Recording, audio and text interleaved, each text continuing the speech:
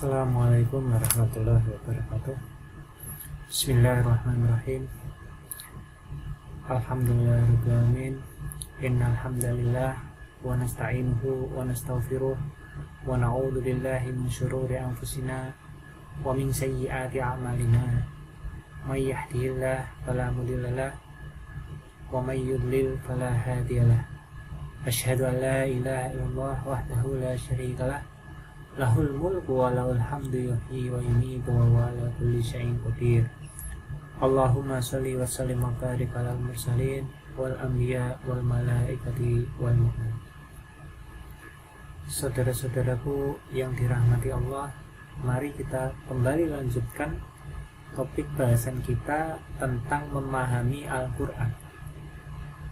Di pertemuan-pertemuan yang sebelumnya kita sudah membahas bahwa sangat penting sekali untuk mempelajari Al-Quran, karena Al-Quran adalah sumber keselamatan, sumber petunjuk. Ketika kita menginginkan agar kita bisa selamat, maka tentu kuncinya adalah dengan ilmu.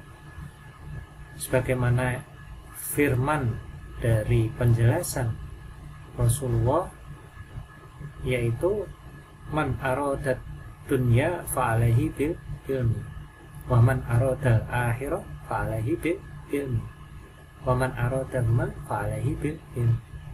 Jadi yang paling pokok sebelum kita melaksanakan apa yang Allah perintahkan, perintah-perintah yang lainnya seperti sholat, ada di dalamnya zikir, ada di dalamnya zakat, puasa, dan yang lainnya, yang paling utama adalah menuntut ilmu. Thalabul ilmi maridhah.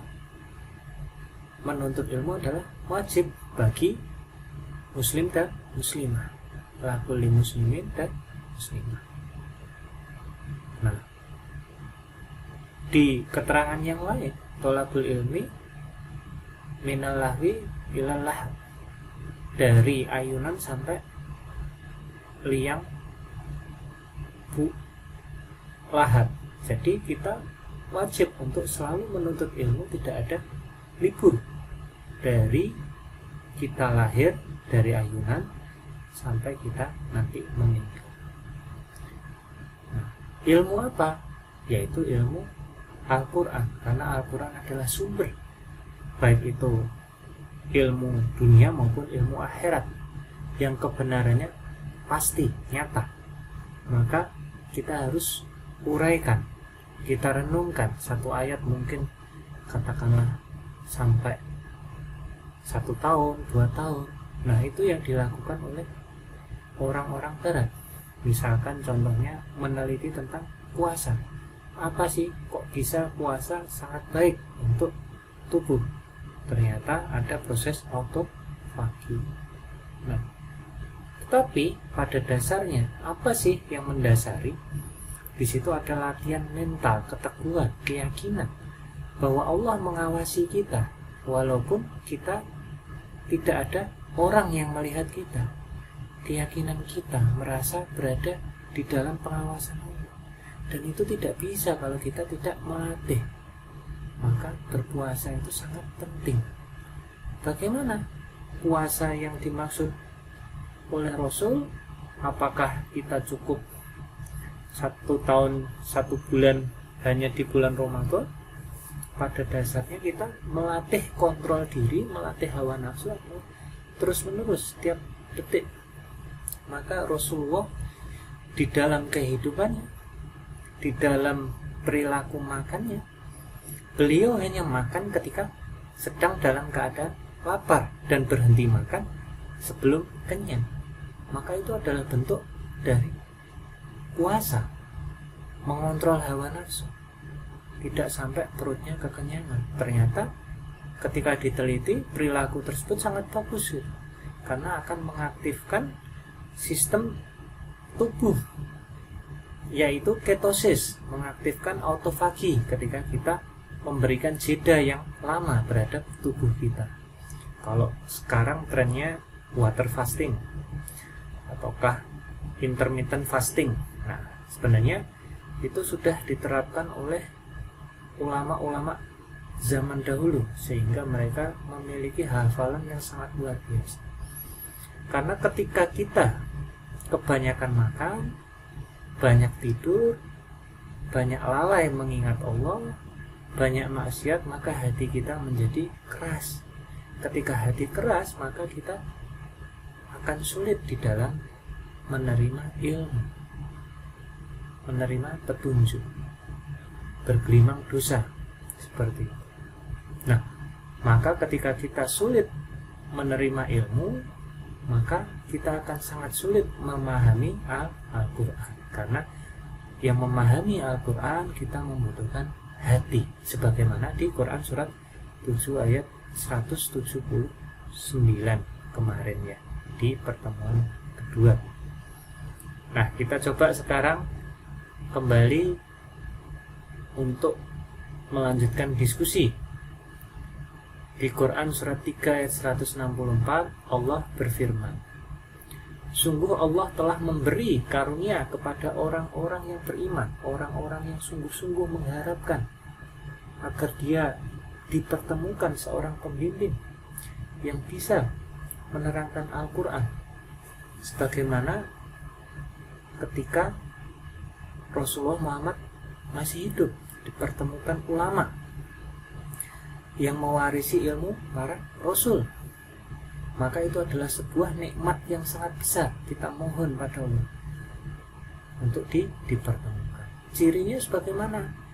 Yaitu selalu merujuk pada Al-Quran, tidak memperdebatkan Al-Quran, selalu mengingatkan pada negeri akhirat, selalu mengingatkan untuk selalu mengingat Allah di dalam setiap saat, dalam hembusan nafas, selalu mengingatkan untuk membersihkan benak akal hati kita dari sifat-sifat buruk, cinta dunia, bangga diri, sombong, senang dipuji, banyak angan, banyak tidur, malas, kesal. Nah, kita selalu berusaha banyak mohon ampunan, mohon dibimbing oleh Allah, banyak mohon perlindungan kepada Allah dari bisikan setan yang datangnya dari jin dan yang datangnya dari manusia. Cirinya selanjutnya yaitu orang yang mampu menerangkan Al-Quran, ayat-ayatnya bisa nyambung, yang mau menunjukkan ayat-ayatnya. Ciri yang selanjutnya adalah orang yang mampu menerangkan kesamaan dan meluruskan ajaran-ajaran yang dibawa oleh para Rasul. Pada hakikatnya adalah sama, baik itu Rasul Musa, Rasul Isa, Rasul Muhammad, sama, yaitu ajaran ketauhidan, mengesahkan Allah dengan sebenar-benarnya, tidak ada sekutu di dalamnya. Maka di situ kita berusaha untuk mengenal diri sendiri. Siapa itu? Di dalam hadis qudsi, man arafa nafsahu faqad arafa rabbahu, man jahila nafsahu faqad jahila rabbahu. Maka di situ kita akan belajar tentang rohani, sebagaimana Rasul Isa mengajarkan tentang rohani, yaitu Ruhul Kudus, mohon pada Allah. Nah, nanti di situ belajar tentang ayat-ayat mutasyabihat, ada ruh yang disucikan seperti apa dan bagaimana. Nah, itu dijelaskan di dalam ayat Al-Quran juga, sebagaimana yang dijelaskan di dalam kitab sebelumnya, baik itu Taurat dan Injil. Jadi itu adalah nikmat yang sangat luar biasa besar, yaitu ketika Allah mengutus di antara mereka, di antara manusia, seorang penyampai dari golongan mereka sendiri, penyampai yang mewarisi Rasulullah Muhammad, yang membacakan kepada mereka ayat-ayat Allah, membersihkan jiwa mereka, dan mengajarkan pada mereka Alkitab dan Al-Hikmah. Dan sesungguhnya sebelum kedatangan utusan ataukah ulama tersebut, mereka adalah benar-benar dalam kesesatan yang nyata, karena kita tidak mengetahui bagaimana ayat-ayat itu, arti yang sebenarnya, makna yang sebenarnya menurut pandangan Allah. Nah, di Quran surat 3 ayat 99, kenapa kok kita kebanyakan tidak tahu? Karena hampir sama, baik itu seorang pendeta ataukah ahli kitab, kebanyakan tidak menjelaskan langsung dari kitabnya. Kita diminta belajar dari kitab yang lain. Maka Allah menegur, katakanlah, hai ahli kitab, wahai para ulama, wahai para ustadz, para kiai, mengapa kamu menghalang-halangi dari jalan Allah orang-orang yang telah beriman, orang-orang yang ingin mempelajari Al-Quran? Kamu menghendakinya menjadi bengkok, padahal kamu menyaksikan. Padahal dia belajar Al-Quran, tapi kenapa yang disampaikan banyak bukan dari Al-Quran? Allah sekali-kali tidak lalai dari apa yang kamu kerjakan. Nah, kemudian apa? Allah menegur, janganlah kamu termasuk orang yang mempersekutukan Allah, yaitu orang yang memecah belah agama mereka dan mereka menjadi beberapa golongan. Jadi jangan kita menjadi golongan-golongan. Umat Islam adalah umat yang satu berdasarkan Al-Quran. Kalau memang kita belum paham, kita bilang, oh saya belum paham. Nanti cari ustadz yang lain, pendapatnya seperti apa dan bagaimana. Tidak perlu saling mengkritik, saling menyalahkan, merasa lebih baik. Tiap-tiap golongan merasa bangga dengan apa yang ada pada golongan mereka. Nah, maka itu harus dihindari, karena hal itu menyebabkan adanya kesombongan, bangga diri, dan senang dipuji. Maka Allah memberikan informasi pada kita, petunjuk seperti apa, dan serulah kepada jalan Tuhanmu dengan hikmah dan pelajaran yang baik. Dijelaskan, kita diskusi sama-sama seperti apa dan bagaimana, tanya jawab ayat-ayat Al-Qurannya, sumbernya seperti apa. Jadi sumber pertama yang dijadikan acuan harus dari Al-Quran dulu, jangan hadis dulu. Itulah yang dimaksud Allah dengan hikmah dan pelajaran yang baik. Bantahlah mereka dengan cara yang baik, dengan logika, dengan kita tunjukkan ayat-ayatnya. Tetapi jangan sampai kita memaksa, oh ini salah, ini benar, seperti itu. Sesungguhnya Tuhanmu dialah yang lebih mengetahui tentang siapa yang tersesat dari jalannya, dan dialah yang lebih mengetahui orang-orang yang mendapat petunjuk. Nah, setelah kita membandingkan tadi, kita mohon petunjuk sama Allah. Ya Allah, anugerahkan kemampuan untuk membedakan manakah di antara jawaban-jawaban ini yang lebih benar, lebih baik menurut pandanganmu, mana yang lebih mendapat petunjuk. Jadi jangan sampai saling menyalahkan, saling tercerai berai menjadi beberapa golongan. Nah, Allah memperingatkan yang demikian itu adalah karena Allah telah menurunkan Alkitab dengan membawa kebenaran. Jadi sumber yang lain yang bukan dari Alkitab belum tentu kebenaran. Sesungguhnya orang-orang yang berselisih setelah dibukakan Al-Quran, sumbernya tentang kebenaran tadi atau Alkitab, benar-benar dalam penyimpangan yang jauh karena menolak Al-Quran. Allah berfirman selanjutnya, ikutilah apa yang diturunkan kepadamu. Apa itu? Alkitab dari Tuhanmu, atau Al-Quran, Taurat, Injil, isinya sama. Dan janganlah kamu mengikuti pemimpin-pemimpin selainnya. Maka kalau kita amati, ketika Dr. Zakir Naik menjelaskan tentang kitab Perjanjian Lama dan Perjanjian Baru, tidak ada satupun ayat di situ yang menerangkan bahwa Isa adalah anak Tuhan dan meminta untuk disembah. Jadi apa yang dikatakan oleh pendeta itu adalah karangan dari pendeta itu sendiri. Maka harus kembali ke kitab.